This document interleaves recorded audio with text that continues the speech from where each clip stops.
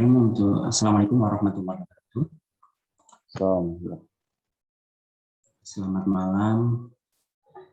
Bismillahirrahmanirrahim.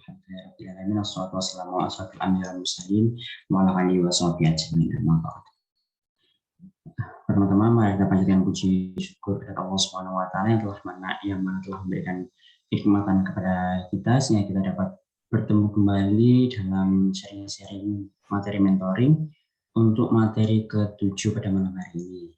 Kedua kalinya, salawat serta salam semoga tercurahkan kepada junjungan kita Nabi Muhammad SAW yang telah membimbing kita dari zaman jahiliyah menuju zaman Islamiyah.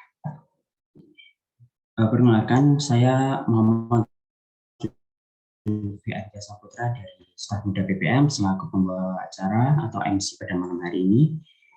Di sini saya akan membacakan untuk susunan acara pada malam hari ini. Yang pertama itu pembukaan, yang kedua pembacaan tilawah, yang ketiga sharing-sharing materi, lalu yang terakhir penutup. Baik, untuk memulai acara pada malam hari ini, mari kita berdoa terlebih dahulu. Berdoa dapat dimulai. Amin amin ya rabbal alamin. Berdoa tidak pernah dicukupkan. Untuk yang selanjutnya yaitu pembacaan tilawah yang akan dibacakan oleh rekan saya yaitu saudara Royhan. Untuk saudara Royhan, waktu dari media saya persilakan.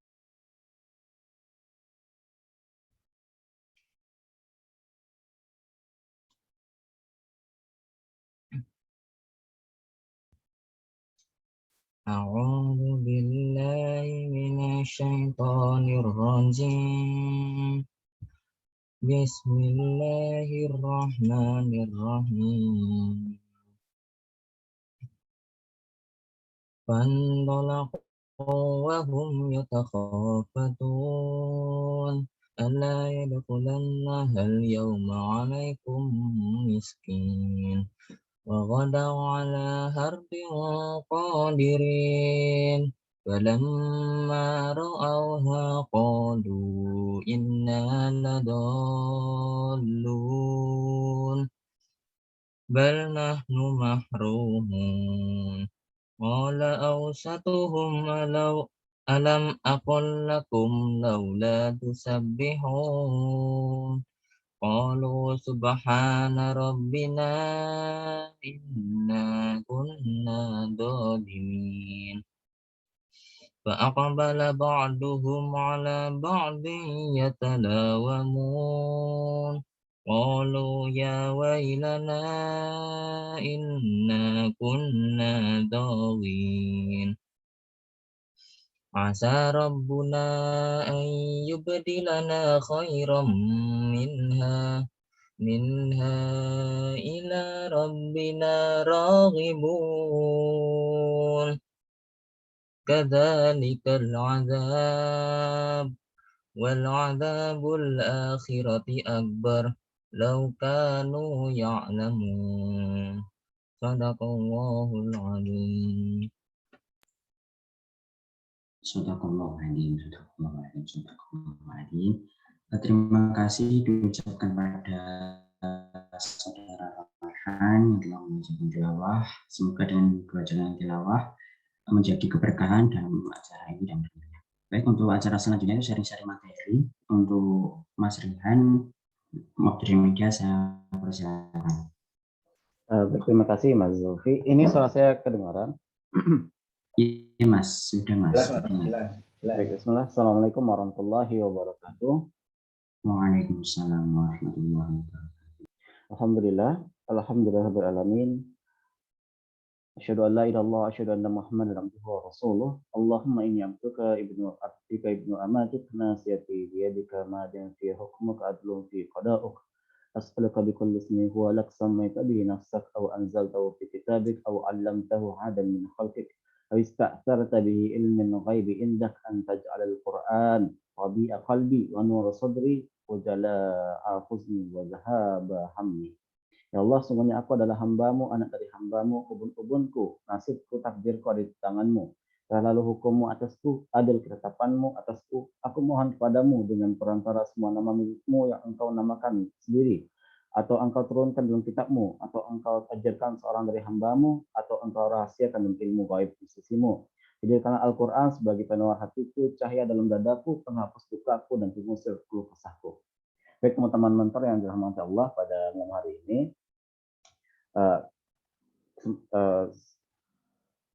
insya Allah pada malam hari ini kita akan kembali berdiskusi tentang materi ke berapa ya?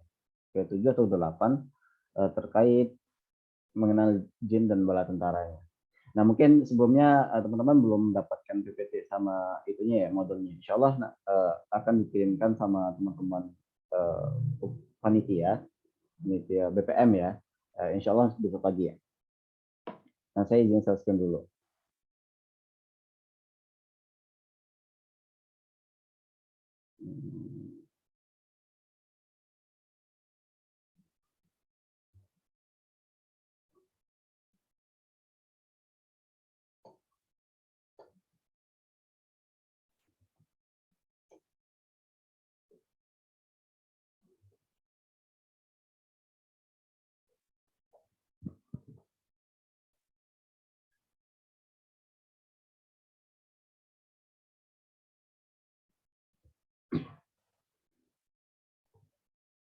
Oke, baik. Ini sudah kelihatan nggak screen-nya?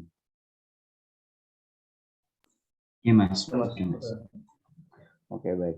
Kita akan membahas tentang diskusi terkait mengenal jin dan bala tentaranya. Kenapa hal ini penting? Karena banyak sih teman-teman, karena banyak orang-orang yang mengaku Islam itu yang tidak percaya dengan jin, gitu. Dia nggak percaya jin. Ada yang seperti itu, kelompok-kelompok seperti itu. Ada yang tidak percaya dengan jin, ada yang percaya tapi takut berlebihan, gitu. Kadang mungkin saat lagi di rumah terus tiba-tiba mati lampu, teriak takut gitu. Atau ada kuburan gitu, takut jalan gitu ya. Ada yang kayak gitu nggak? Atau berani semua di sini? Mas Zulfi gimana? Berani nggak Mas jalan di dekat kuburan? Kalau saya masih ada takutnya, Mas. Oke, nah kenapa kita perlu membahas ini? Supaya kedepannya insya Allah kita akan semakin berani ya, dan akan semakin paham terkait jin. Masya Allah, ini Mas siapa ini? Mas Diki berani, mantap. Mas Abdullah jin dan jin. Baik. Nah, pertama belum kita ketahui bahwa jin itu hakikat bukan khurafat. Maksudnya bagaimana? Jin itu ada, hakikat dia itu ada, bukan khayalan, bukan khurafat gitu. Nah, kan di awal saya katakan bahwa ada orang itu yang tidak percaya dengan jin, karena itu tidak kelihatan ya, jadi dia nggak percaya dengan jin gitu. Padahal kalau kita bicara tentang tidak kelihatan, banyak di dunia ini gitu loh. Ambil contoh lah, tahu ruh kan, ruh manusia. Nah, ruh itu kelihatan nggak? Nggak kelihatan kan? Tapi ketika seorang itu mati, ruhnya kan keluar dari jasadnya. Terus di mana dong ruhnya berada gitu kalau nggak kelihatan? Kalau andaikan ruhnya nggak kelihatan maka tidak ada, maka ya kita nggak hidup gitu. Contoh lain seperti apa ya? Seperti udara, kelihatan udara nggak kelihatan. Tapi kita bisa menghirupnya, kita bernafas dengan oksigen ya. Nah itu satu contoh. Nah makanya logika bahwa yang tidak kelihatan itu tidak ada, belum gini, logika bahwa yang tidak kelihatan itu semua tidak kelihatan itu tidak ada, itu keliru gitu. Karena dalam kehidupan kita sendiri, dalam baik itu dalam dia hal yang lumrah maupun secara ilmiah itu bahwa yang kelihatan itu ada, kadang ada seperti itu. Nah, Allah Ta'ala firman dalam surah Al-Baqarah ayat 3, A'udzubillahi minasyaitonirrajim. Kita sama-sama hafal insyaallah. Alladzina yu'minuna bil ghaib wa yuqimuna sholata wa mimma razaqnahum yunfiqun. Karena ayat sebelumnya itu dzalikal kitabul la raiba fihi hudal lil muttaqin. Bahwa kitab Al-Qur'an itu petunjuk bagi orang yang bertakwa, enggak ada keraguan kan. Nah, siapa orang bertakwa itu? Itu orang yang beriman kepada yang gaib. Nah, ini catatannya. Itu beriman kepada yang gaib. Apa kata Ibnu Mas'ud? Yang gaib itu adalah yang tidak terlihat oleh mata gitu. Jadi orang beriman itu, orang bertakwa itu, mereka itu yakin beriman bahwa yang gaib itu ada gitu loh. Nah itu. Nah salah satu yang gaib apa ya, jin. Nah, satu yang gaib adalah jin. Nah juga Allah Taala berfirman dalam surat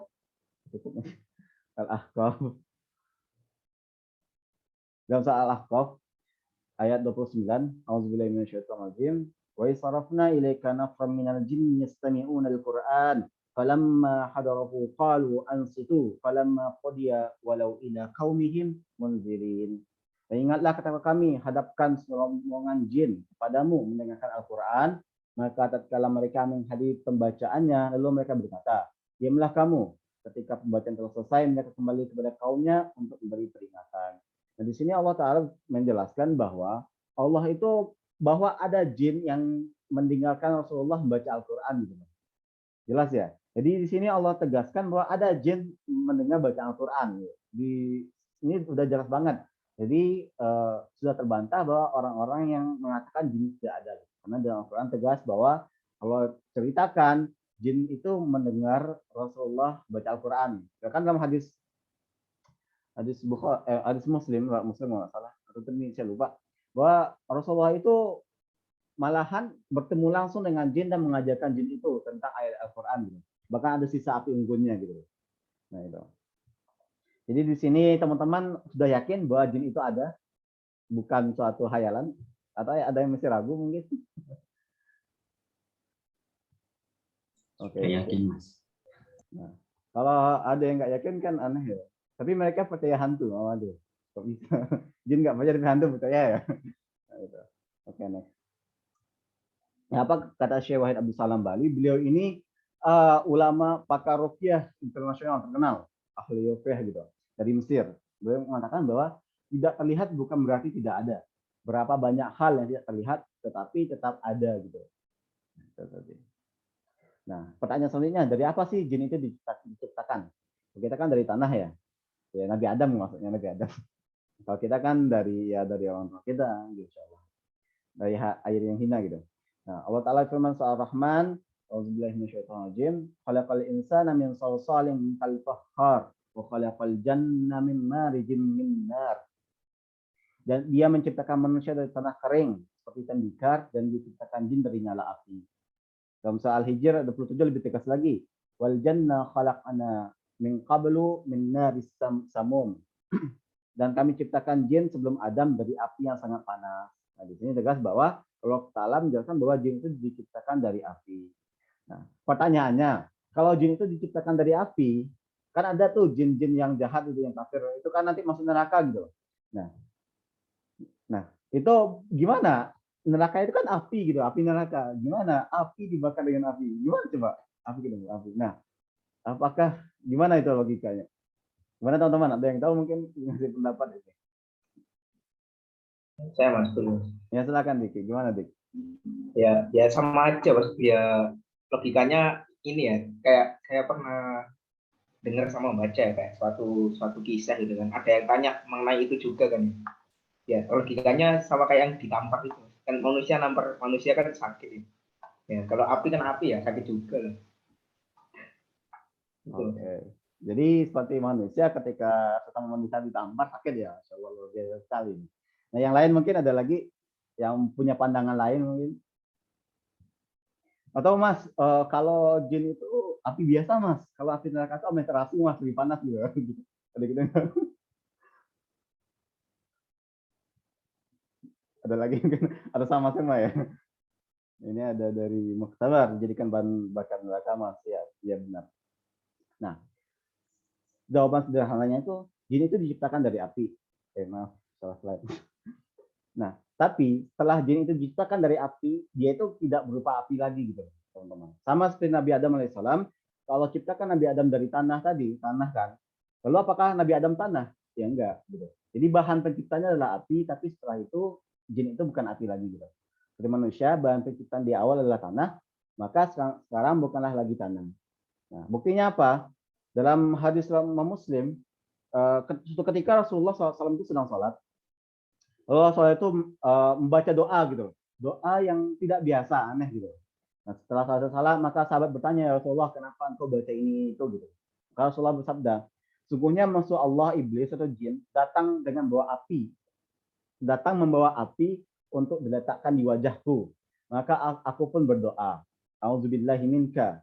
Kemudian aku berkata, ya berdoa lagi gitu sebanyak 3 kali, namun dia tidak juga mundur. Lalu aku ingin membinasakannya, dan demi Allah, kalaulah bukan karena doa saudara kita Sulaiman alaihissalam, niscaya setan itu sudah terikat di masjid dan dipermainkan oleh anak-anak penduduk Madinah. Nah, di sini unik loh. Jin itu, iblis tadi itu bawa api, padahal dia api loh. Entah apa dia bawa api coba. Kalau dia masih api, ya udah nggak usah bawa api kan. Ya nggak ada gunanya gitu loh. Nah, itu hadis pertama. Hadis kedua, hadis yang sama-sama kita sering dengar, hadis Bukhari Muslim. Sungguhnya setan menyusup dalam diri manusia melalui aliran darah. Aku khawatir karena setan itu menyusupkan kejelekan dalam hati kalian. Nah, setan itu mengalir dalam aliran darah manusia gitu. Teman-teman ada merasa kepanasan nggak ketika ada setan dalam tubuhnya mengalir gitu? Ada yang merasa kepanasan? Nggak ada ya? Jadi ya itu. Makanya oleh karena itu jin itu sekarang bukan bentuk api lagi gitu, tapi bahan bakarnya aja terbuat dari api. Jadi jin itu ketika disiksa di api neraka dia akan merasakan sakitnya gitu. Di sini jelas teman-teman, atau ada yang masih ragu terkait penyiksaan neraka gitu? Bukan jadian alasan gitu untuk bermaksiat, jangan, masya Allah. Oke, kita next. Nah, ternyata jin itu ada macam-macamnya loh, nggak cuma satu. Rasulullah SAW bersabda, al-jinnu ala salatin asnaf. Jin itu tiga macam. Pertama, jin yang punya sayap. Oh, sayapnya dia bisa terbang gitu. Jin yang bisa terbang di udara. Unik ini. Yang kedua, jin itu berupa ular dan anjing.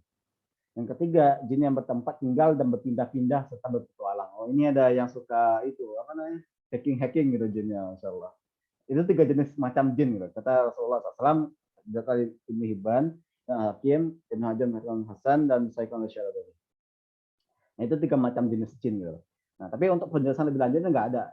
Karena Rasulullah tidak terlalu mendetailkan tentang penjelasan, dan para ulama pun tidak berani menjelaskan karena tidak ada ya. Apa maksudnya penjelasan tambahan. Jadi cukup kita yakini bahwa jin itu ada tiga macam, tiga jenis gitu. Kemudian jin punya jenis kelamin juga, kayak kita kan ada cewek, ada cowok, ada ikhwan, ada akhwat gitu. Masya Allah. Ada akhi, ada ukhti. Masya Allah gitu. Nah, dalam doa yang kita hafal ya, hafal semua doanya atau ada yang nggak hafal? Kalau nggak hafal ntar ngulang di TK nih. Kalau nggak di SD ya, di TPA insya Allah. Allahumma inni a'udzubika minal khubuthi wal khaba'ith. Nah, Rasulullah itu memerintahkan kita ketika masuk WC, masuk kamar mandi itu, ya Allah, sungguhnya aku berlindung padamu dari setan atau jin laki-laki dan setan atau jin wanita gitu loh. Jadi kenapa di doa itu dipisahkan setan atau jin laki-laki dan jin wanita gitu? Itu tanda mereka punya jenis kelamin sama seperti kita. Nah, tapi ini bahaya juga sih. Jangan sampai teman-teman tuh jatuh cinta sama jin atau jin teman-teman gitu. Dikisahkan, ada kisah nyata sih. Waktu saya di pondok dulu, ada angkatan pertama di pondok. Saya di pondok itu dulu hutan gitu, hutan lebat. Jadi dibangun pondok gitu. Nah, hutan lebat itu mitosnya, hutan lebat itu hutan tadi itu tempat pembuangan jin orang di rupiah gitu. Ceritanya gitu. Nah, jadi dibangun sama masyarakat itu bilang, ngapain jangan ditebang gitu, banyak jinnya gitu. Nah, sama ustadznya ya tetap dibangun lah, ngapain gitu. Dibangunlah pondok itu. Nah, jadi di pondok itu ada masjid punya kubah. Nah, jadi suatu ketika ada salah satu angkatan pertama di pondok saya itu, dia itu ganteng banget, masnya ganteng, insya Allah ganteng gitu. Nah, suatu ketika dia itu lagi sholat sama ustadznya imam, dia sholat. Terus dia lagi sholat meso. Lagi sholat meso ya, coba. Ada yang berani nggak sholat meso? Mas ini meso berkali-kali. Ditanya, kenapa? Astagfirullah.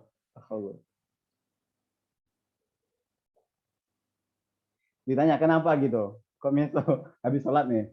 Dia cerita, dia lagi sholat diganggu sama jin wanita. Tuh, jadi itu berkali-kali. Ternyata jin wanita ini suka sama si mas ini karena ganteng tadi. Nah, jin itu tinggalnya di kubah. Jadi kisahnya sebut jin kubah gitu. Dan akhirnya jin itu diusir gitu. Nah itu. Jadi hati-hati. Dikisahkan juga di Mesir. Itu salah seorang ustazah pernah cerita bahwa di Mesir itu ada seorang laki-laki wanita itu menikah. Gitu.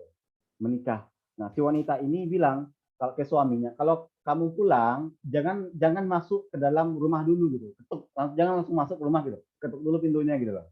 Nah, suatu ketika si pria ini lupa ketuk, langsung masuk ke rumahnya dan ternyata istrinya adalah jin. Gitu. Istrinya adalah jin. Ya. Nah, di sini dapat kita ketahui bahwa ya tadi jin itu punya kelamin laki-laki dan perempuan. Tapi aslinya kita tuh nggak boleh gitu, suka pada ya makhluk lain nggak boleh ya, nggak boleh gitu. Nah, tapi kisah yang tadi, kisah yang suami istri tadi, saya nggak tahu itu asli atau enggak, tapi katanya itu asli, katanya itu jenis kelamin laki-laki dan perempuan dari jin. Nah, ternyata jin itu punya tempat tinggal, sama seperti kita ya. Kita juga tinggal, jin juga tinggal. Tempat tinggalnya ke pasar ya, pertama. Oh, ini suka ke pasar, ini suka ke mall gitu ya, shopping, keliling-keliling kan, cari AC gitu, panas dari AC, mutar-mutar berjam-jam, terutama cewek nih. Dari Salman dia berkata, jika bisa, janganlah kamu menjadi orang yang pertama kali masuk dalam pasar. Kalau sekarang kan pasar modern kan kalau pelajaran di SD itu pasar tradisional, pasar modern gitu ya. Pasar modern itu ya mall gitu ya. Nah, kalau bisa kalian jangan yang pertama masuk pasar dan jangan orang terakhir keluar dari pasar, karena bagaimanapun pasar itu adalah sasaran utama setan dan itulah setan mengibarkan benderanya gitu. Oh, jadi setan menancapkan bendera di pasar gitu. Nah, jadi yang suka-suka sama pasar tuh sering ke mall gitu, keliling-keliling nggak jelas. Kadang pulang pagi, berangkat pagi pulang sore, ngapain nggak tahu. Pagi yang ikhwan nih cuci mata mas, masya Allah. Cuci mata kan banyak ciwi-ciwi, masya Allah gitu. Nah jangan seperti itu. Karena di situ tempatnya para jin tinggal. Bahaya teman-teman. Apalagi yang katanya ganteng-ganteng kan atau yang cewek-cewek nih, ayu-ayu gitu, yang pede gitu. Hati-hati ntar ditaksir jin loh. Nah itu pertama pasar. Yang kedua tempat buang hajat. Makanya kan kita disuruh baca doa dari Zaid bin Arqam dari Rasulullah SAW bersabda, sungguhnya tempat buang hajat itu dihadiri oleh setan-setan. Maka apabila seseorang dari kalian mencari WC, hendak dia mengucapkan apa? A'udzubillahi minal khubuthi wal khaba'ith. Nah, aku berlindung pada Allah dari setan laki-laki dan perempuan. Nah, iya gitu. Nah, itu yang kedua tempat buang hajat. Yang ketiga, rumah-rumah. Ya, rumah itu ada jinnya juga, tempat tinggal. Tapi kita bisa melindungi rumah kita dari jin. Caranya bagaimana? Baca Al-Quran, terutama soal Al-Baqarah kan. Kata Rasulullah SAW dalam hadis Muslim, dari Abu Hurairah bahwa Rasulullah bersabda, la taj'alu buyutakum maqabir inna syaitan yang firu min bait alladhi taqra'u fihi suratul Baqarah. Jadi jangan jadikan rumah kalian sebagai kuburan. Semua setan itu akan lari dari rumah dalam dibacakan soal Al-Baqarah. Nah, setan itu akan lari dari rumah dibacakan soal Al-Baqarah. Berarti kalau nggak dibacakan, setannya nggak lari gitu. Jadi teman-teman rajinlah baca Al-Quran gitu ya. Jadi rumahnya tidak di ini gitu setan. Ahli jin-jin itu. Itu yang ketiga rumah, yang keempat di lautan. Di lautan nih. Dari Jabir berkata, aku mendengar Nabi SAW bersabda, sungguhnya singgasana iblis berada di atas laut. Ia mengirim bala tentaranya, kemudian mereka menggoda manusia. Yang paling agung bagi iblis adalah setan yang paling besar fitnahnya bagi muslim. Jadi singgasananya, kerajaannya iblis itu di laut. Ada yang mengatakan di segitiga Bermuda gitu, katanya gitu. Tapi kita nggak tahu, Allah alam. Itu hanya mitos-mitos saja sih, nggak ada kepastian. Yang keempat, di kelima ya, di lubang-lubang dan belahan tanah. Ya, hati-hati cowok-cowok nih yang suka buang air sembarangan gitu kan, kebelet gitu, ada pohon semprot gitu, ada lubang semprot, jangan seperti itu. Bahaya. Nah, dari Abdullah bin Sadjih bahwasanya Rasulullah SAW melarang kencing di lubang. Mereka bertanya, pendapat ada, apa membuat kencing di lubang dilarang? Dia menjawab, dikatakan bahwa ia adalah tempat tinggal jin. Hadis Abu Dawud dan Syuaib al-Anam mengatakan proyeknya sifat terpercaya. Nah, jadi laki-laki jangan suka kencing di lubang, bahaya ya. Kita kencing di lubang nih gitu. Atau dia di lubang-lubang dan sebagainya. Yang kelima, yang keenam. Nah, itu ada 5, tapi masih banyak sebenarnya, tapi kita ambil 5. Pertanyaan selanjutnya, apakah jin itu mukallaf atau mukallaf enggak? Berbau hukum gitu. Kalau kita kan wajib sholat, gitu, wajib zakat. Apakah jin seperti itu juga? Nah, Allah Ta'ala firman soal Al-An'am ayat 130. Yang artinya, hai golongan jin dan manusia, ya ma'syaral jinni wal insi alam ya'tikum rasulun minkum yaqussuna 'alaikum ayati wa yunzirunakum liqa'a yaumikum hadza qalu shahidna 'ala anfusina wa gharratkumul hayatud dunya wa shahidu 'ala anfusihim annahum kanu kafirin. Hai golongan jin dan manusia, apakah belum datang kepada kalian rasul-rasul dari golongan kalian sendiri gitu, Nah, dalam tafsir Imam Suyuti dalam Fathul Qadir menjelaskan dari golongan sendiri ini ada kan jin dan manusia dari golongan sendiri gitu. Nah, itu ada beberapa pendapat ulama. Nah, tapi pendapat yang terkuat bahwa golongan sendiri itu bahwa Rasul itu ada dari golongan manusia aja gitu loh. Gitu. Jadi jin golongan sendiri ini maksudnya kalau ada kaidah-kaidah bahasa Arab ya, saya nggak kurang paham juga sih. Nah, jadi intinya nanti golongan sendiri itu maksudnya satu, yaitu Rasul dari golongan manusia itu Nabi Muhammad SAW. Yang kita bahas ya sebelumnya di materi tentang mengenal Rasul bahwa Rasul itu untuk semua makhluk gitu loh. Rasul untuk semua makhluk gitu. Jadi yang menyampaikan kepada ayat-ayatku dan memberi peringatan kepada kalian terhadap pertemuan kalian dengan hari ini. Nah, di sini intinya Allah tegaskan bahwa jin itu ada yang beri peringatan gitu. Sama seperti kita manusia gitu. Nah, kalau ada beri peringatan berarti ada hukum yang berlaku. Berarti jin itu ya sama seperti kita. Ada yang Islam, mereka juga sholat gitu. Nah, tadi kan dalam hadis sebelumnya jin itu dengar bacaan Al-Quran ya gitu. Nah, kemudian jin itu punya pemahaman juga. Dalam surat jin ayat 11, Allah Ta'ala berfirman yang artinya, dan sungguhnya di antara kami ada yang soleh, dan di antara kami ada yang pula yang tidak demikian halnya. Jadi jin itu yang soleh, ada jin soleh gitu. Kalau sekarang ada orang soleh ya, jin itu ada soleh juga ternyata. Ada jin soleh gitu. Bukan si soleh tapi jin soleh. Ada juga jin yang apa namanya, yang ya Islam ketika KTP mungkin gitu. Ya Islam jadi nggak taat gitu. Juga jin itu yang kafir loh, yang suka cari masalah gitu juga jin. Ternyata jin itu juga terbeban hukum sama seperti kita. Makanya jin itu yang kafir itu disiksa di neraka gitu ya. Makanya jadi bahan bakar neraka. Di sini jelas ya teman-teman, atau ada yang ini diskusikan? Oke. Nah, kalau jin itu terbeban hukum, jadi pertanyaannya apakah jin masuk surga gitu ya? Jin kan masuk neraka nih, yang kafir tadi, yang jahat tadi ya, yang KTP tadi. Nah, sekarang yang baiknya gimana? Yang solehnya gimana? Masuk surga nggak? Ada 3 pendapat ulama, 4 sih sebenarnya. Yang mayoritas ulama mengatakan ya, jin itu masuk surga gitu loh. Nah, kemudian ada juga yang mengatakan di halaman surga, ini pendapat Imam Malik dan sekelompok orang. Kemudian pendapat ketiga itu Al-A'raf, itu tempat di antara surga dan neraka. Yang keempat kalau ulama itu diam. Nah, jadi yang paling kuat ya pendapat ulama itu jin itu masuk surga. Nanti dibawakan oleh Syekh Wahid Abdul Salam Bali dalam buku beliau terkait jin. Nah, pertanyaan selanjutnya, kapan setan itu gentayangan? Oh, ternyata setan itu gentayangan. Ini benar ya. Waktu kecil kan di TV setan bergentayangan. Itu benar, ternyata benar ya. Imam Bukhari meriwayatkan bahwa Rasulullah bersabda, apabila hari mulai malam atau malam telah tiba, maka tahanlah anak-anak kalian, karena saat itulah setan berkeliaran, bergentayangan. Malam sudah mulai larut, maka lepaskan mereka dan tutuplah pintu rumah kalian dan sebutlah nama Allah. Karena setan tidak mampu membuka pintu yang tertutup, dan tutuplah tempat-tempat air minum kalian sambil menyebut nama Allah, dan tutuplah pula wadah-wadah kalian sambil menyebut nama Allah. Walaupun hanya dengan sesuatu yang dapat menutupnya, dan matikanlah lampu-lampu kalian. Nah, di sini jelas bahwa setan itu berkeliaran ketika mulai malam gitu, malam mulai tiba. Jadi kalau teman-teman nanti punya anak nanti kan dia masih lama sih kalau apa. Nah, itu kalau maghrib itu disuruh pulang gitu. Ya orang dulu kan pulang, jangan dibiarin main-main gitu. Suruh pulang gitu. Sholat kayak gitu. Jadi jangan berkeliaran karena setan itu berkeliaran. Dan jin itu sebenarnya bisa menyembunyikan orang loh, hati-hati. Ini kisah nyata juga terjadi sama keluarga saya, kakak ibu nih.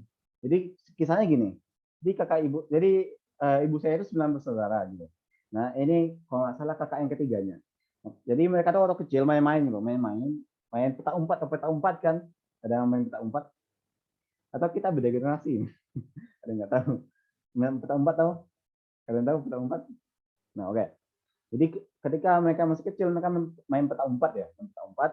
Nah kakak ibu ini sembunyi, ini mainnya waktu mau maghrib, sembunyi di bawah meja gitu loh. Nah kemudian dicari-cari nggak ketemu, hilang selama 1 minggu gitu, 1 minggu hilang. Nah setelah 1 minggu ketemu dia lagi tidur di bawah meja, coba.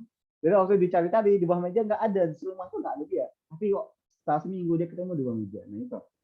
Jin itu bisa menyembunyikan orang. Jadi hati-hati. Maka teman-teman yang punya anak nanti, ya hati-hati. Maghrib itu ya disuruh pulang anaknya, ditutup jendelanya, ditutup pintunya gitu. Kayak gitu.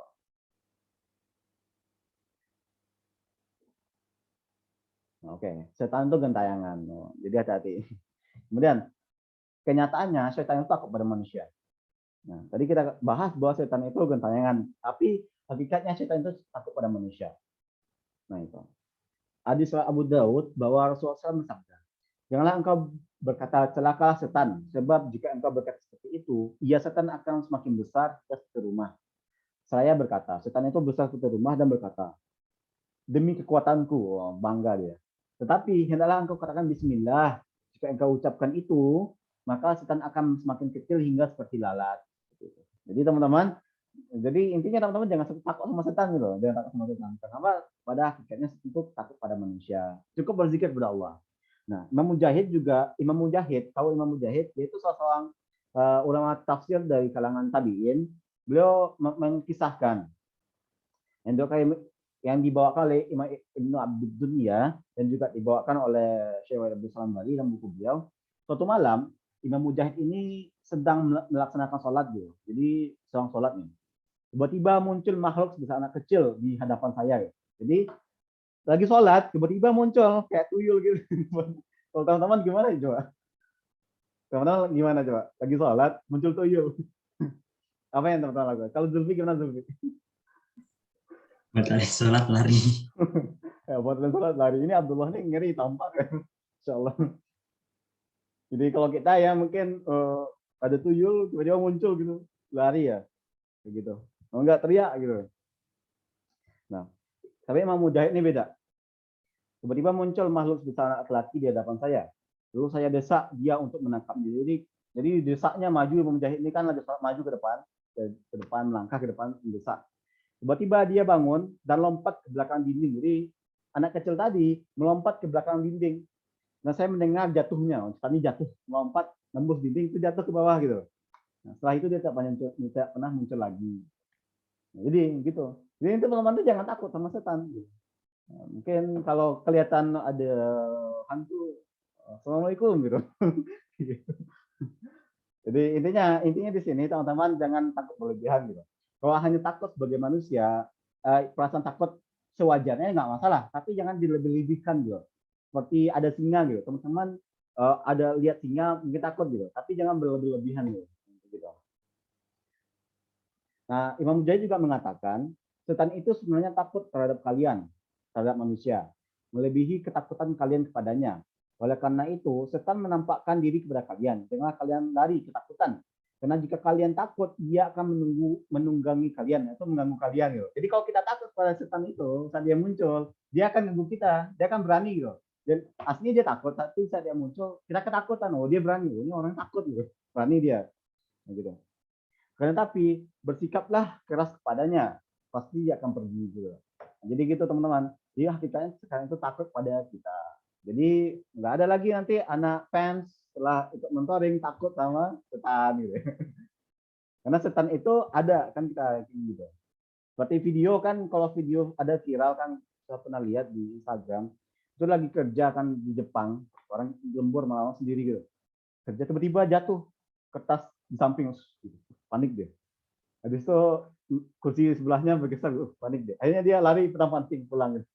Nah, memang setan itu ada, banyak sekali. Jadi intinya teman-teman jangan takut. Ya, mungkin ya zikir, astagfirullah, bismillah, astagfirullah gitu ya. Kayak gitu nggak masalah, zikir aja. Nanti setan itu kan hilang sendiri kayak gitu. Jadi jangan takut. Kalau misalnya ada orang takut ya dilawan gitu. Kalau anak kecil, kalau kita bisa kan gitu pulang tarawih bisa tarawih kan agak malam gitu malam. Terus sendiri lagi lewat gang, jalan takut lari. Waktu lari kayak ada ngikutin sebagai kencang gitu kayak gitu ya. Nah, jangan seperti itu lagi anak KKI ya. Nah, itu. Jadi teman-teman di sini sudah berani lawan setan sama setan.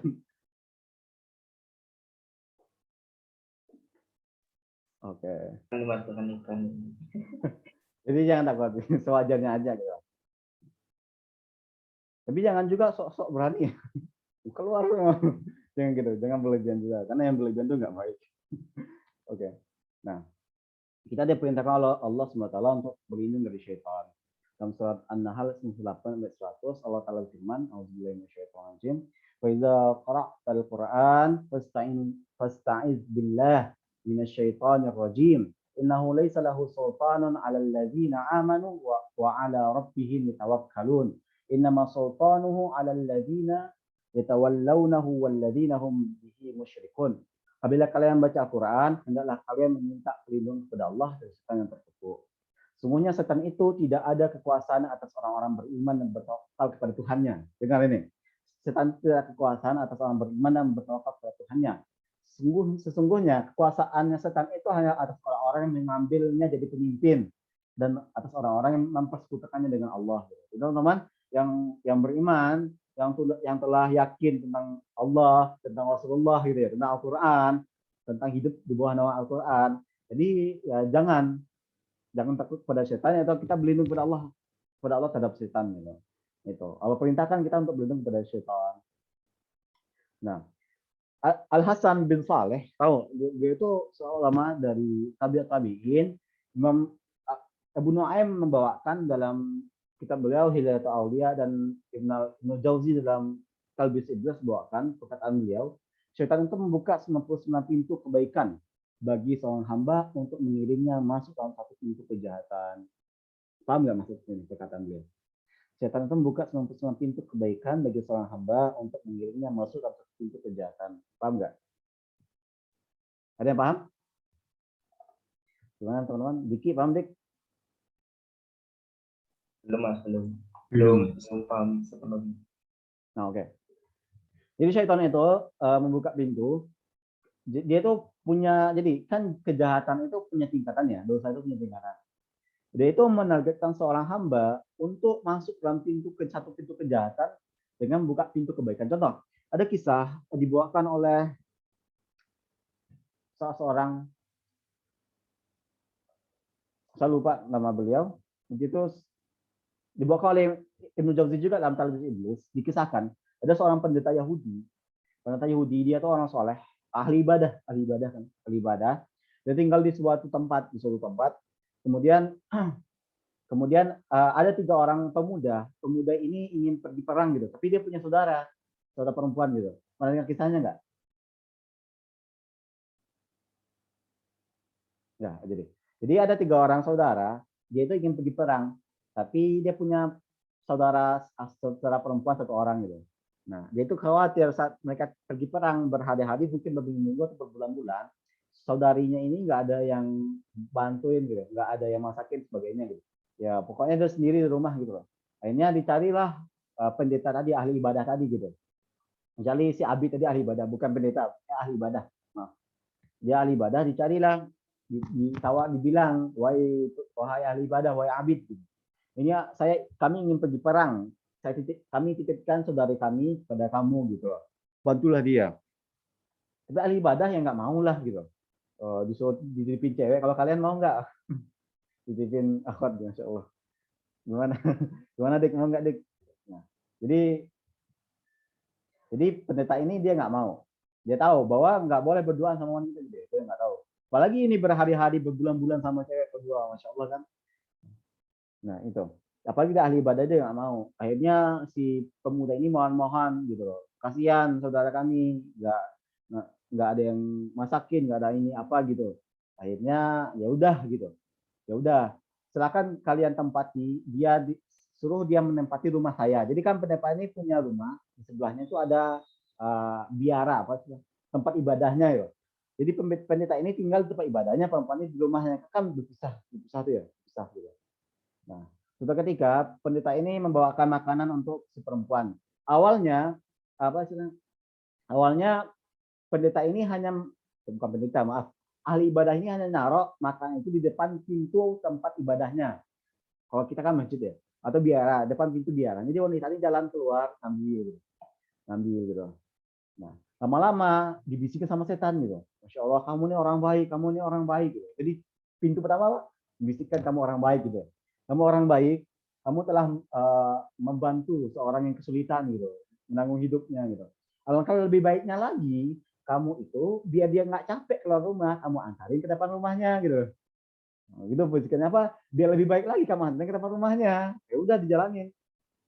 Dia jalanin diantar ke depan pintu rumah. Tadi kan ditaruh depan pintu tempat ibadahnya. Sekarang di pintu rumahnya, taruh depan pintu rumah cewek tadi ditaruh gitu. Itu berjalan berhari-hari, berminggu-minggu. Kemudian setan datang lagi bisikin, Masya Allah kamu semakin baik. Dia sudah tidak jalan lagi kan, sudah bantu. Biar lebih baik lagi kamu antarin ke dalam. Dia tuh nggak susah ke depan rumah gitu. Lebih baik lagi kan, Masya Allah gitu. Akhirnya ya udah diantarinnya ke depan rumah, ke dalam rumahnya. Jadi langkah-langkah setan begitu. Kebaikan bisikin gitu.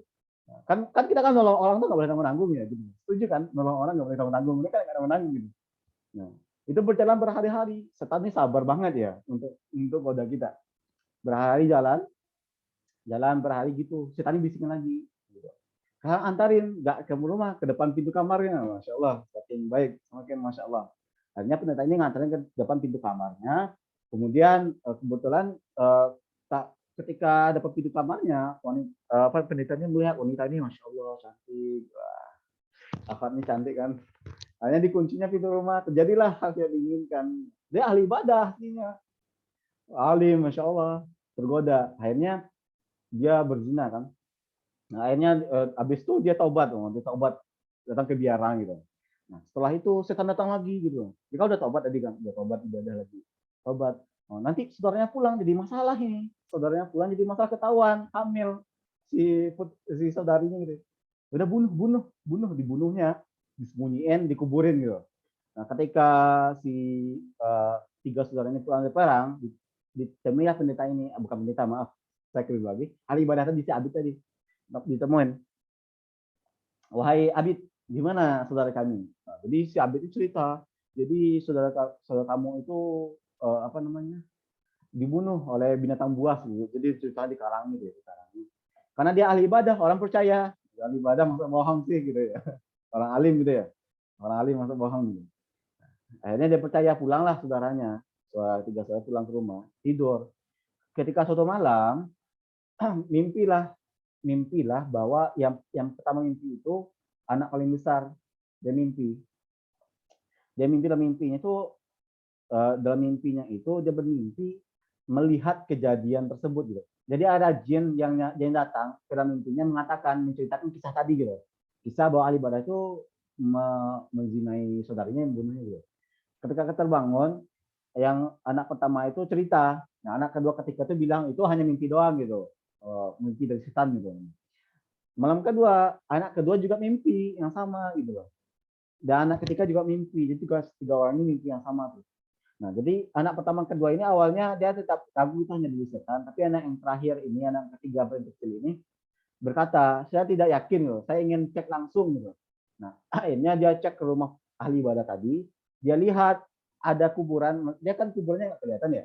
Dalam mimpi tadi itu dikisahkan oleh setan itu dikuburkan di sini, gitu. Digalinya, ada saudarinya. Nah, kisah ini statusnya Hasan. Nah, jadi intinya setan itu membuka satu pintu kejahatan dengan membawa 99 pintu kebaikan. Jadi hati-hati, jangan sampai gara-gara kita malah kebaikan kita sombong gitu. Siapa tahu itu cara setan untuk menjatuhkan kita gitu. Ahli ibadah tadi kan, berbuat baik jangan nanggung-nanggung gitu. Kesimpulannya ada 4. Kesimpulan besarnya ya. Pertama, jin itu ada nyata. Jin itu adanya nyata. Yang kedua, kita diperintahkan untuk berlindung dari godaan syaitan. Yang ketiga, jangan takut sama syaitan. Yang keempat, berhati-hatilah dengan langkah-langkah syaitan. Nah, itu mungkin untuk materi diskusi kita pada malam hari ini. Mungkin teman-teman ada yang ingin diskusikan, dipersilakan. Saya izin minum semua.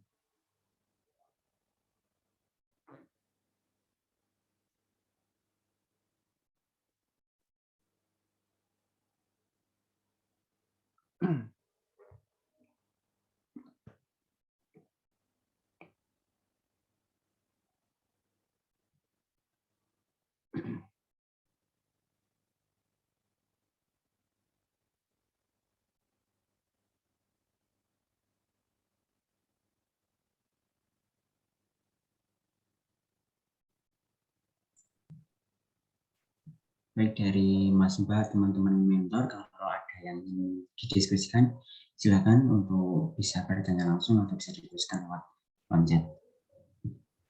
Mungkin sambil menunggu pertanyaan dari teman-teman mentor, saya ada pertanyaan Mas, boleh saya dulu Mas? Oke, silakan Zulfi. Kalau dari yang saya dapat dari materi ini, kalau jin itu berarti yang diciptakan dari asalnya itu diciptakan gimana ya, bahasanya netral. Lalu kalau yang syaitan itu yang menggoda gitu ya Mas? Oke, syaitan itu surat Anas tahu kan? Anas, ayo. Mungkin ada yang ingin sukarelawan membaca sama artinya. Gimana Mas? Oke, bentar. Kita buka surat Anas dulu ya. Surat Anas. Oh, surat Anas. Oke.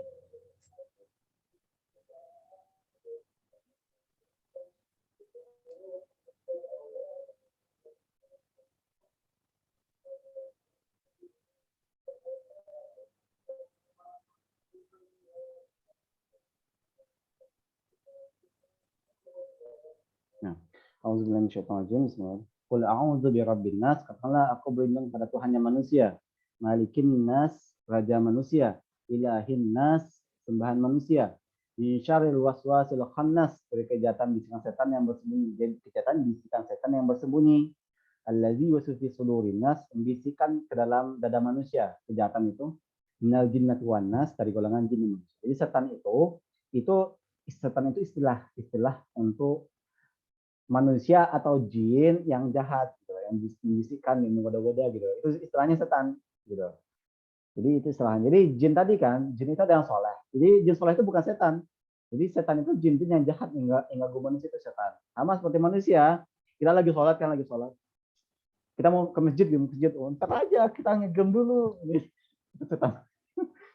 Seperti setan semuanya ya perbuatannya perbuatan setan gitu. Ya, kita mau sholat malah disuruh ngegem ya. Jadi setan itu sifat ya, sifat. Istilah untuk sifat gitu. Gitu Zulfi. Oke Mas, jelas Mas. Tapi kalau yang disebut iblis itu yang mana lagi ya Mas? Nah, iblis itu sebenarnya untuk iblis itu macam-macam sih penjelasan para ulama. Ada yang mengatakan itu iblis itu dia beda dengan jin tadi. Ada juga mengatakan iblis itu dari golongan jin gitu.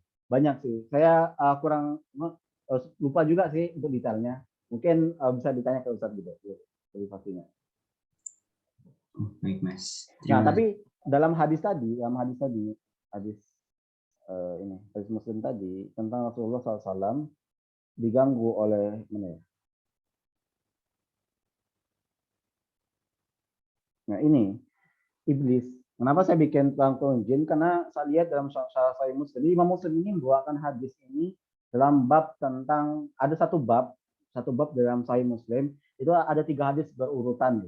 Nah, dalam 2 hadis lainnya itu istilahnya bukan iblis tapi jin. Nah, maka Imam Nawawi dalam Sahih Muslim menyimpulkan bahwa itu jin loh, istilah jin. Jadi ini maksudnya jin gitu. Gitu. Tapi untuk pembedaannya sendiri antara iblis dan jin, Allah alam saya lupa juga kurang paham gitu. Nah, gitu Zulfi. Tadi ada pertanyaan sih di komentar ya.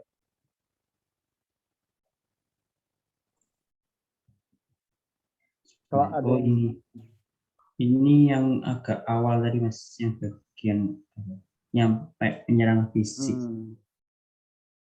Oh, yang kita jangan takut kepada setan tadi Mas. Iya, yeah. Pertanyaan kalau ada yang sampai nyerang fisik, ya. Kalau ada sampai nyerang fisik itu gimana Mas? Masa iya nggak takut? Okay. Nah, sebenarnya Imam Ibn Abdul Bar membawakan kisah bahwa ada seorang pemuda itu dibunuh oleh setan, oleh jin. Nah, tapi kisah ini diperselisihkan tentang sahih atau enggak gitu. Banyak ulama yang mengatakan kisah ini enggak benar gitu. Juga banyak sih kisah seperti itu. Jadi apakah setan jin itu bisa menyerang manusia secara langsung? Itu ada perbedaan pendapat ulama gitu ya. Tapi walau setahu saya paling kuat itu ya intinya jin itu yang pasti menyerang manusia secara langsung itu ketika dia itu berubah dalam bentuk yang lain. Nah, gitu. Nah, walaupun nanti ada juga kan dalam hadis tadi kan beliau jin itu ganggu Rasulullah kan bawa api ya. Kan jin itu bawa api ya. Nah, itu kan berarti kan dalam bentuk jin. Nah, intinya itu kita itu disuruh berlindung pada Allah gitu. Seperti Rasulullah tadi kan, bahwa walaupun jin itu tadi bawa obor untuk membakar muka Rasulullah, apa Rasulullah lakukan? Berdoa kepada Allah gitu ya. Nah, gitu.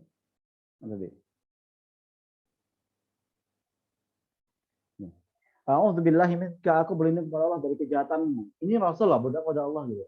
Nah itu. Jadi intinya kalau ada jin pun kita ya tetap berlindung kepada Allah gitu. Walaupun yang mau nyerang tetap berlindung kepada Allah gitu. Gitu. Jadi nggak usah terlalu. Tadi saya bilang mungkin sekilas takut nggak masalah, itu kan manusiawi ya, kan awal takut, tapi jangan berlebihan gitu. Kita lawan dengan zikir-zikir tadi kayak gitu. Kayak gitu Mas Abdullah. Wallahu alam. Mungkin teman-teman lain ada yang ngasih pengalaman tuh kisah juga boleh.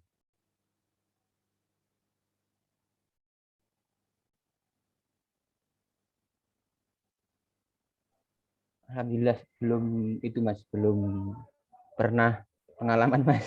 Nggak pengen juga sih Mas.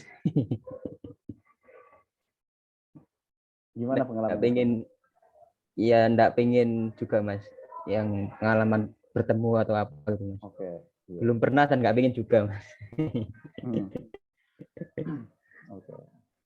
Ya sih, nggak ada juga sih yang mau ya diganggu jin ya, nggak ada yang mau ya, insya Allah. Iya.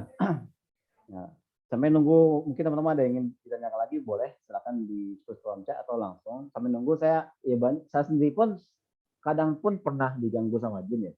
Kisah nyata juga waktu saya di pondok saya ceritakan aja. Waktu itu saya lagi nunggu sholat asar, jadi lagi nunggu, saya berdiri kan, sisa nomor 2 atau 3 waktu itu berdiri. Nah, di samping saya itu nggak ada orang, di belakang saya itu orang paling ujung di dekat pintu gerbang masjid itu. Masjidnya besar, karena kan untuk semua santri pesantren ya, masjidnya besar. Ada satu orang di sebelah kiri saya, itu mas, dia itu lagi murojaah, agak 3 saf 4 safan lah, dan megang Al-Quran berdiri kan, murojaah. Ngulang hafalan lah. Lalu ketika itu saya lagi nunggu sholat asar, azan asar, tiba-tiba ada yang mukul pundak saya, mukul terasa gitu, kayak orang mukul kan, gitu. Nah, kan kalau ada orang mukul biasa kan teman-teman bercanda kan gitu ya, kadang dia mukul sembunyi gitu ya, tahu kan pernah mengalami mungkin. Saya mikir gitu, saya lihat ke kiri nggak, ke kanan nggak ada orang, ke belakang nggak ada orang, terus saya mukul dari tiba langsung merinding gitu. Nah, itu dalam masjid padahal. Nah itu banyak juga kisah-kisah sebenarnya kisah-kisah, intinya kita tuh jangan terlalu ya mungkin takut saat ya udah minta kepada Allah gitu. Dan juga waktu itu di Padang, saya orang Padang, ada orang Padang di sini. Nah, jadi di Padang itu Ramadan itu libur sekolah, asik ya. Di sini sekolah Ramadan libur nggak? Enggak Mas. Awal-awal saja biasanya Mas. Oke. Nah di Padang itu sekolah libur, tapi diganti kegiatan belajarnya di masjid, ada pusat Ramadan. Di kegiatan diganti di masjid tuh. Nah jadi salah satu kegiatannya itu ada tilawah malam hari kan. Ada 3 tingkat SD, 3 SMP, 3 SMA. Terus saya udah SMK waktu. Kebetulan adik saya ini SD, jadwal dia tilawah malam-malam gitu. Malam hari kan habis tarawih jam 11-an malam lah ya, 11-an lah ya. Nah, jadi dia cewek, masih SD. Ya kan nggak mungkin disuruh pulang sendiri, akhirnya saya temanin gitu. Waktu saya pulang, saya jalan berdua sama dia ke rumah, itu gelap gitu. Jadi di gang saya itu nggak ada lampu, gelap gitu. Ada sih lambang-lambang cahaya bulan ya. Nah, jalan berdua, terus tiba-tiba ada yang manggil, Raihan. 3 kali. Sunnah 3 kali. Saya berhenti jalan. Adik saya kan saya gandeng gitu. Nah, dia tuh bingung kok saya berhenti. Saya lihat ke belakang, nggak ada orang. Nggak ada orang kan. Ya udah saya jalan lagi kan. Dipanggil lagi, Raihan 3 kali. Saya lihat lagi nggak ada orang. Akhirnya saya lihat ke belakang, ada selokan, saya lihat di selokan nggak ada orang. Ada pohon, saya lihat nggak ada orang. Udah keliling-keliling nggak ada. Adik saya semakin bingung kan. Akhirnya kenapa bang? Ya kan panggil abang kan orang Padang. Kenapa bang gitu? Nggak ada gitu. Nggak ada. Terus aku bilang nggak ada kan, langsung masuk ke rumah. Ketika di rumah, maaf waktu itu saya bilang nggak ada kan, saya tanya gitu ke adik saya gitu. Kamu dengar suara nggak tadi? Suara orang manggil abang? Nggak ada bang. Nggak ada suara apa-apa sih tadi. Nggak ada suara apa-apa. Waktu itu saya ya sedikit kaget kan, nggak ada suara apa-apa. terus siapa yang manggil tadi gitu. Akhirnya kenapa bang? Nggak ada, masuk rumah. Nah, ketika itu kenyataannya bahwa itu yang ketika adik saya itu bilang nggak ada yang bisa suara apapun, kan bikin kaget ya. Ternyata itu jin. Nah, tapi saya nggak tahu di mana dia membuat. Banyak sih kisah yang seperti itu. Jadi intinya ya kita nggak usah takut berlebihan juga. Karena juga ini kisah nyata juga waktu awal corona. Kalau corona pada pulang semua nggak? Yang angkatan 19, yang angkatan 20 kan belum pernah gabut. Karena 19 nih pada pulang semua kan waktu corona.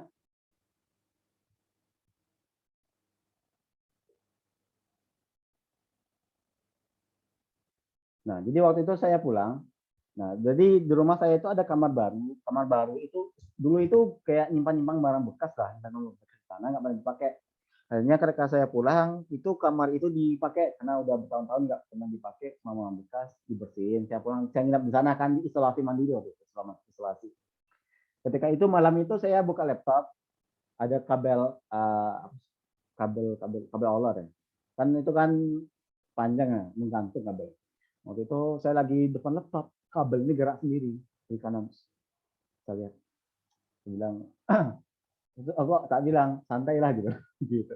Jadi nggak pernah ada gangguan lagi gitu. Jadi intinya teman-teman di sini di materi ini bahwa kita tuh nggak boleh ya, takut sama setan. Jadi nggak ada lagi anak KKI itu takut sama setan, apalagi yang tadi udah belajar tentang kenal Allah, kenal Rasul, dan tahu tentang Al-Quran, itu nggak ada alasan lagi untuk takut setan berlebihan kayak gitu. Allah. Sebenarnya tidak ada pertanyaan lagi tuh teman-teman. Mungkin bisa kita tunggu 3 menit ya.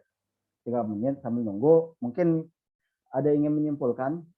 Itu Mas Zulfi nih, boleh tunjuk nih teman-teman untuk menyimpulkan materi kita pada hari ini. Satu ikhwan atau satu akhwat gitu.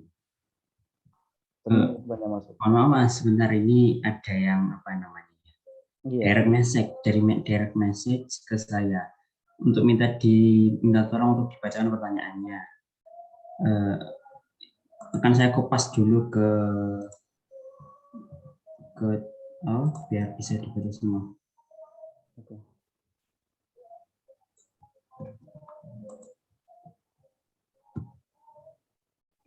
Benar.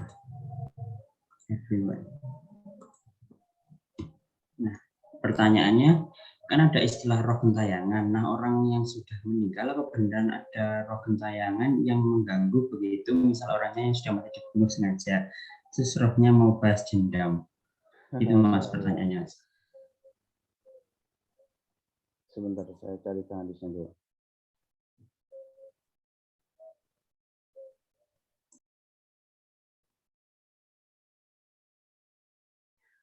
Ya, banyak sih setelah sekarang orang menggunakan roh gentayangan ya. Nah, itu sebenarnya hal yang keliru ya. Karena dalam Islam itu nggak ada istilah roh gentayangan. Jadi setelah orang mati itu rohnya nggak ada yang gentayangan. Sebentar, ada hadisnya sebentar. Mana ya? Hadisnya panjang banget. Saya ringkaskan aja. Riba.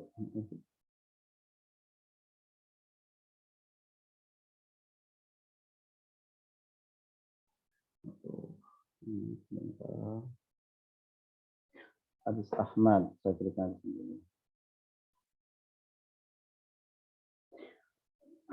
Gimana menurut teman-teman yang lain nih tentang roh gentayangan? Ada yang mau ngasih pandangan atau pendapat dulu?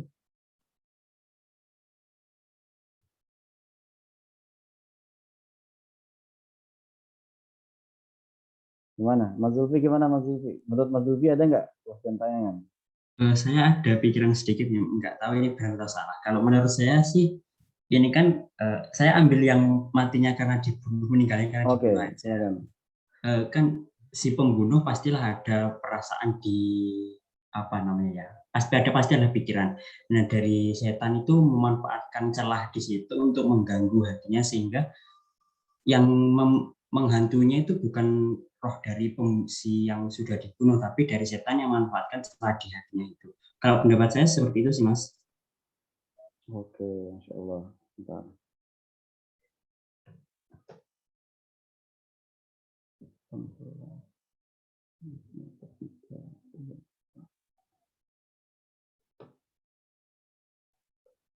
Hmm.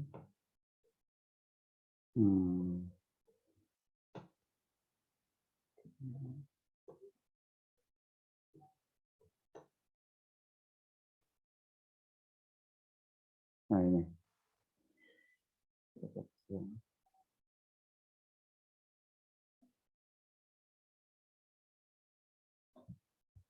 Nah, ini hadis riwayat Imam Ahmad disahihkan oleh Syekh Al-Anab dan Syekh Al-Albani.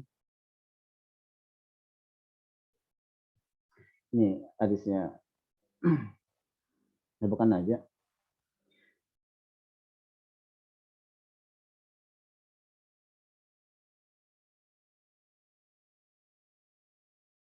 Kemudian SAW itu menceritakan perjalanan ruh seorang muslim dan orang kafir. Semuanya hamba yang beriman ketika hendak meninggal dunia. Oke, saya ambil yang kafir aja ya. Biar cepat.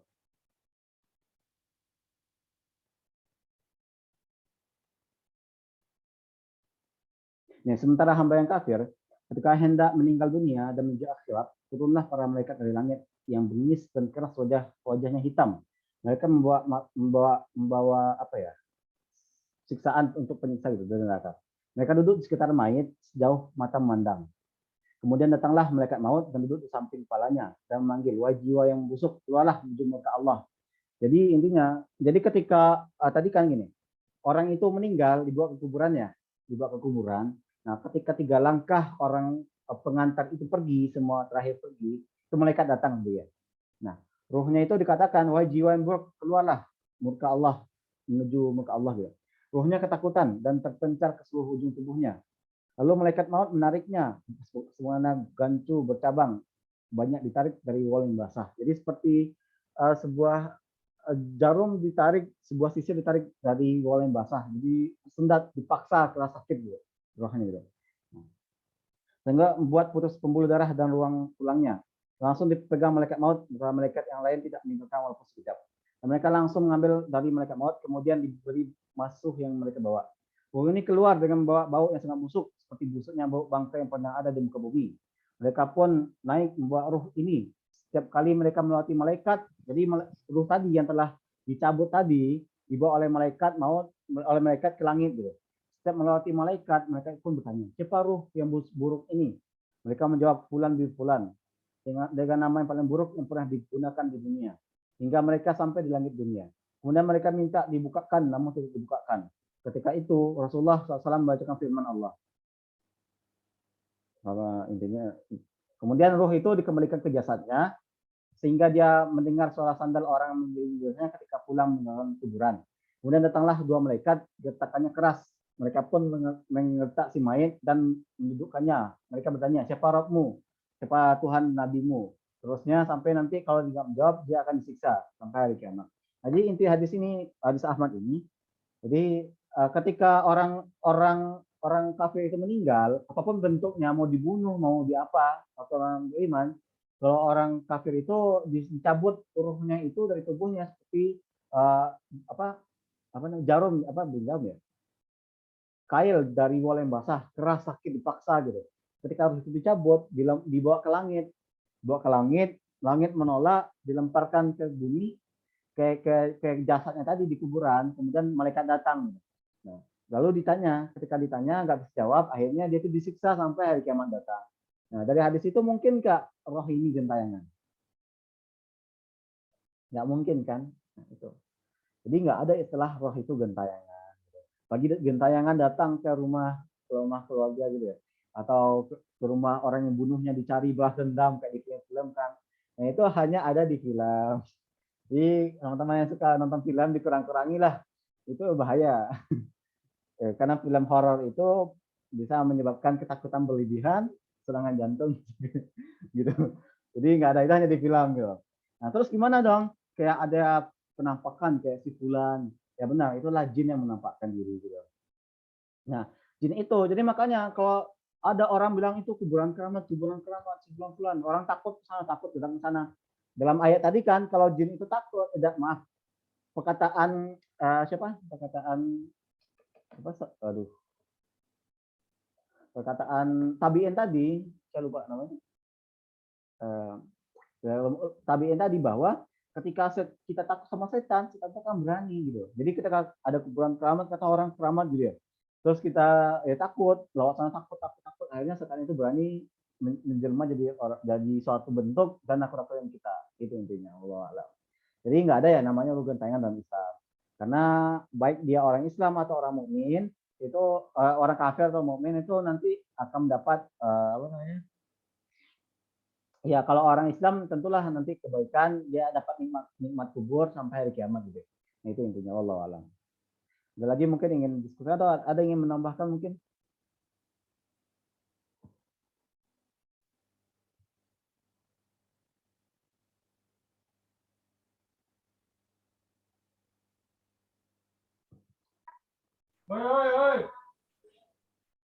Pendapat kok Mas dengan Mas Ya, Rehan tadi. gimana Khalid? Ya, Mas, sama Mas. Saya juga sependapat dengan Mas Rehan tadi. Jangan apa? Kebanyakan memang apa ya? Kebanyakan lihat film tadi gitu, Mas. Iya. Iya. Nah, karena ya kita biasa dibentuk dengan stigma itu dari film. Maka itu yang terbayang-bayangnya. Kan kita pocong, tahu bentuk pocong kan dari film. Bentuk kuntilanak kan dari film ya gitu. Dari film. Nah, itu sebenarnya yang ganggu pikiran kita. Coba kita dari kecil nggak pernah nonton itu. Orang bilang kita nggak tahu juga. Gitu. Kan gitu. Iya. Jadi intinya kalau bisa, banyak sih para ustadz pun bilang melarang keras nonton film-film horor gitu. Dihindari kalau bisa. Ya udah kecanduannya dikurangi kalau bisa ditinggalkan gitu. Karena bahaya untuk diri kita pribadi ya. Itu akan mempengaruhi psikologi kita secara tidak langsung kayak gitu. Apalagi yang suka takut sama hantu itu kan karena film biasanya gitu ya. Allah alam. Ada lagi mungkin kalau nggak ada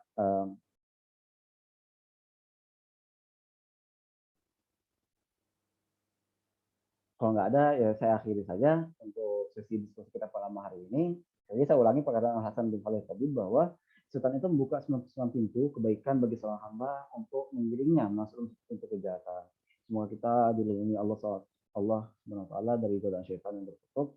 Dan kita bisa untuk meninggal dalam keadaan husnul khotimah dan masuk surga dan bebas dari keyakinan yang tidak baik tadi, ketakutan dari hantu. Ya mungkin sekian dari saya. Terima kasih. Yang benar tanggung jawab Allah SWT, yang kurang dari kekurangan pribadi mohon dimaafkan. Saya akhiri dan saya kembalikan ke Mas Zulfi. Assalamualaikum warahmatullahi wabarakatuh. Waalaikumsalam warahmatullahi wabarakatuh. Insyaallah. Terima kasih untuk Mas Rehan atas penyampaian materi yang telah disampaikan. Baik, karena telah kita sampai pada penghujung acara, untuk sebagai penutup, marilah kita berdoa. Berdoa dapat dimulai.